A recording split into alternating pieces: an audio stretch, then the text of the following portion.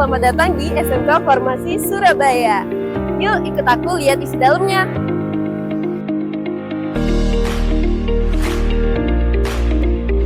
Nah, sekarang aku lagi ada di ruang display produk SMK Farmasi Surabaya nih teman-teman. Kebetulan aku bertemu dengan teman-teman dari SMK Surabaya nih. Nah, kira-kira di sini ada apa aja sih? Jadi di sini pastinya banyak produk-produk bikinan siswa-siswi SMK Farmasi Surabaya. Di sini ada produk dari bahan alami hingga bahan kimia yang terjamin aman, guys.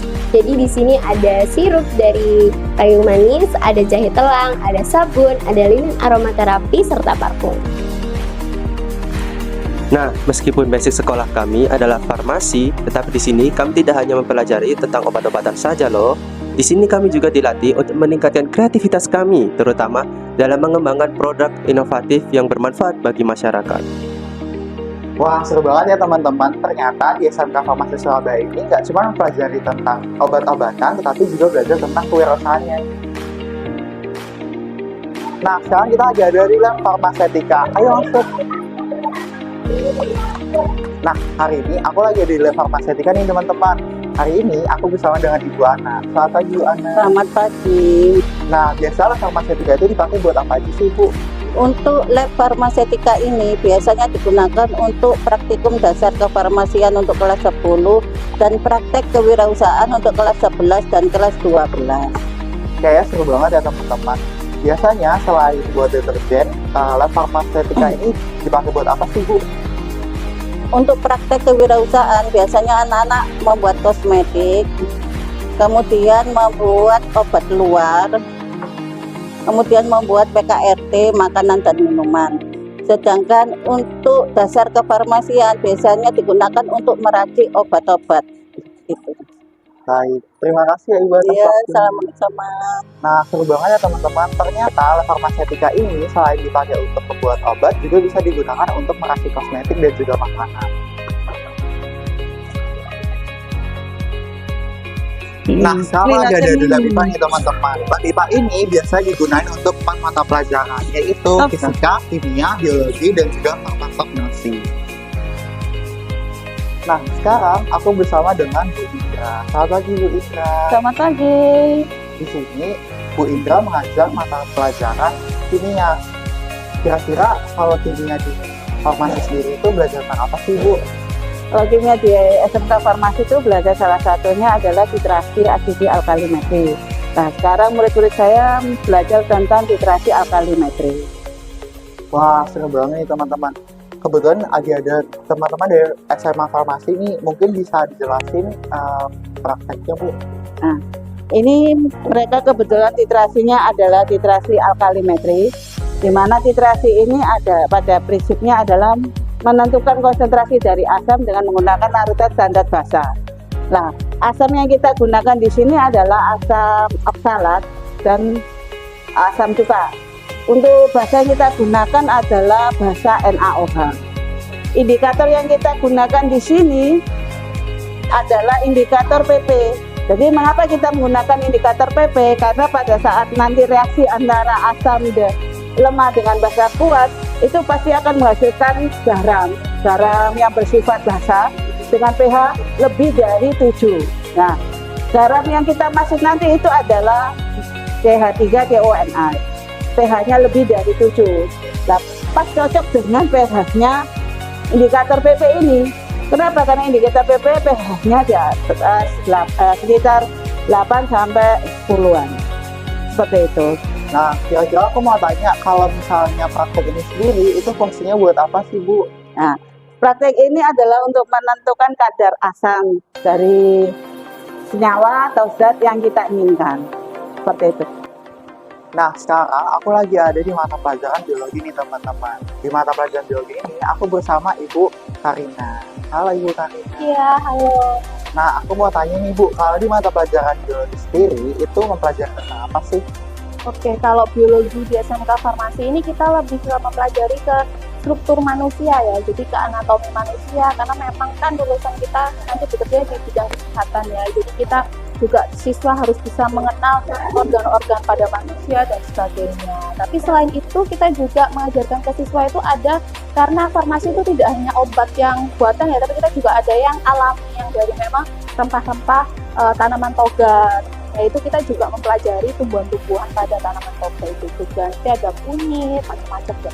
Nah, betul banget. Terus ini aku lihat teman-teman lagi pada asik praktik nih. Kira-kira pelatih apa sih, Bu? Iya, ini mereka lagi praktek mikroskop. Jadi di sini tuh siswa kita itu harus terampil menggunakan mikroskop ya, karena kan sebelumnya mungkin mikroskop itu dianggapnya mudah. Padahal kita itu harus bisa mendapatkan objek pada mikroskop itu nggak gampang. Jadi harus pergantian lensa, mengatur pencahayaannya, mengatur putaran dari mikroskopnya itu perlu keterampilan dan kesabaran. Jadi kita harus melatihkan ke siswa untuk terampil menggunakan mikroskop.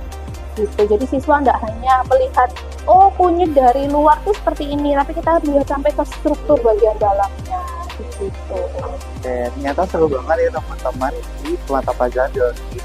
Karena di sekolah farmasi ini tidak hanya melihat bahan-bahannya itu berdasarkan bentuknya, tetapi juga ke bagian inti. Nah, selanjutnya kita akan ke mata pelajaran ketiga, yaitu fisika. Kali ini aku bersama dengan Bapak Eko. Selamat pagi, Bapak Eko. Pagi.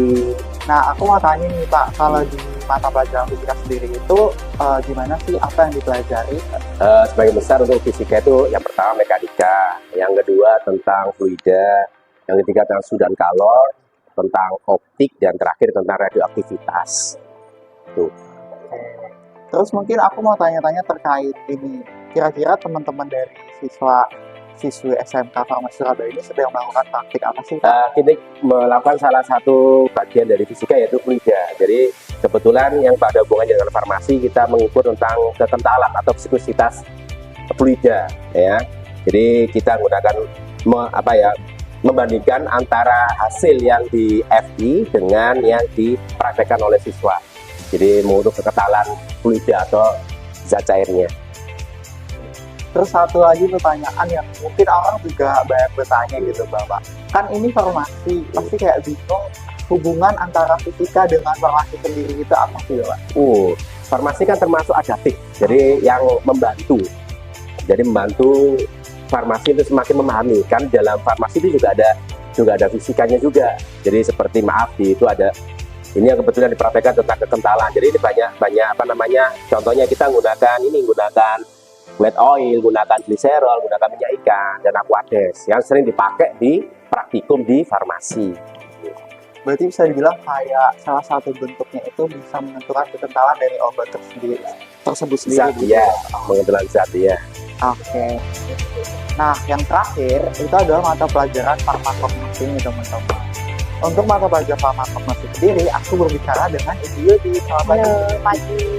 Nah, aku mau tanya-tanya sih sebelumnya Ibu terkait mata pelajaran farmakognosi sendiri.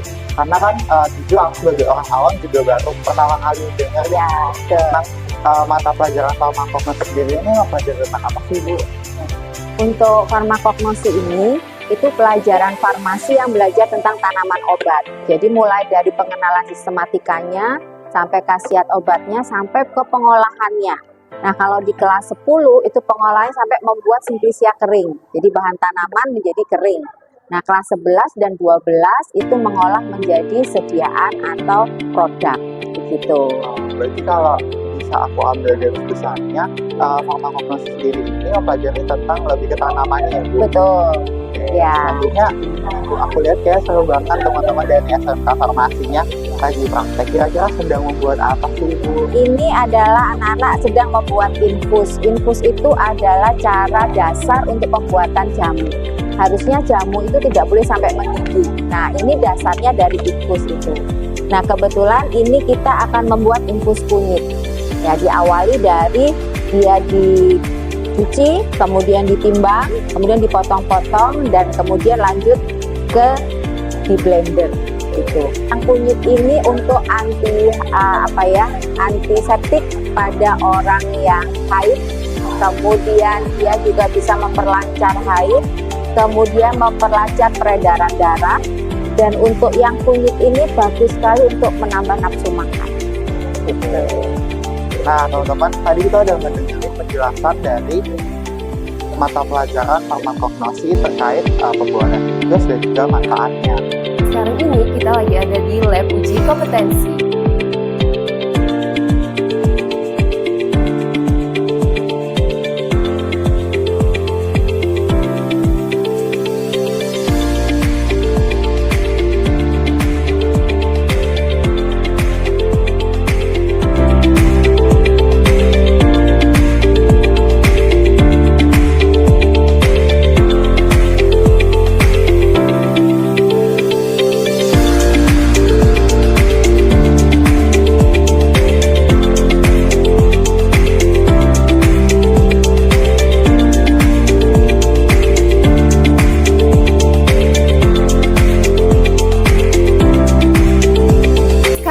kita ada di Apotik Pendidikan.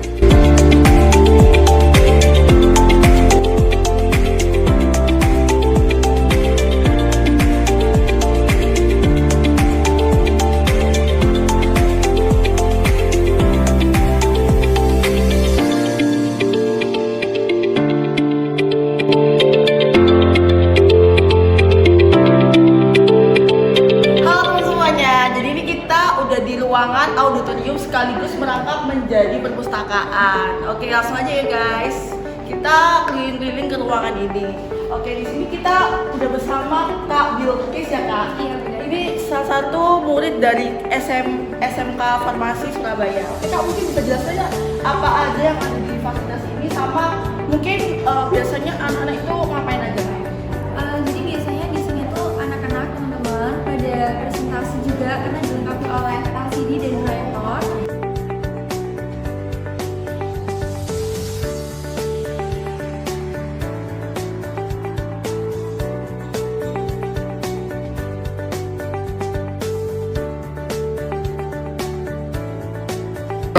Nah sekarang kita lagi ada di kelasnya nih, yuk ikut lihat kelasnya.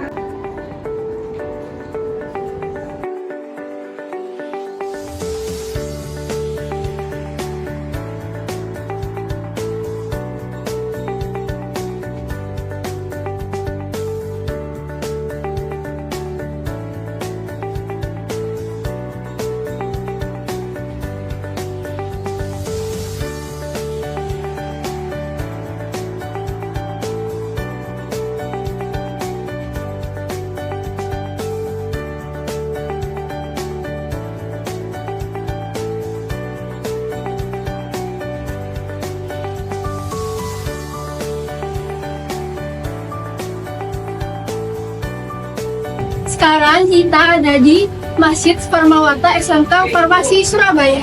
Yuk ikutin aku lihat dalamnya.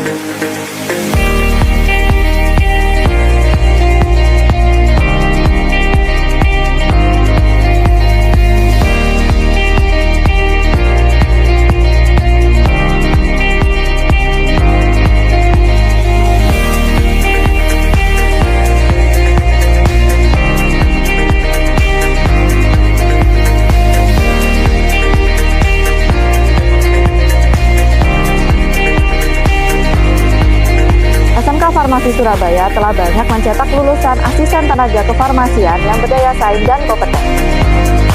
Mendidik siswa yang santun, cakap, terampil, dan mandiri adalah visi SMK Farmasi Surabaya. Saat ini telah dibuka pendaftaran peserta didik baru SMK Farmasi Surabaya. Informasi pendaftaran dapat diakses melalui website, sosial media, dan WhatsApp yang tertera di bawah ini. Mari bergabunglah bersama kami. SMK bisa, SMK hebat, SMK Farmasi juara, juara, juara. Nah, gimana? Udah pada tahu kan apa aja yang ada di SMK Farmasi Surabaya? Tunggu apa lagi? Yuk, segera daftarkan dirimu di SMK Farmasi Surabaya.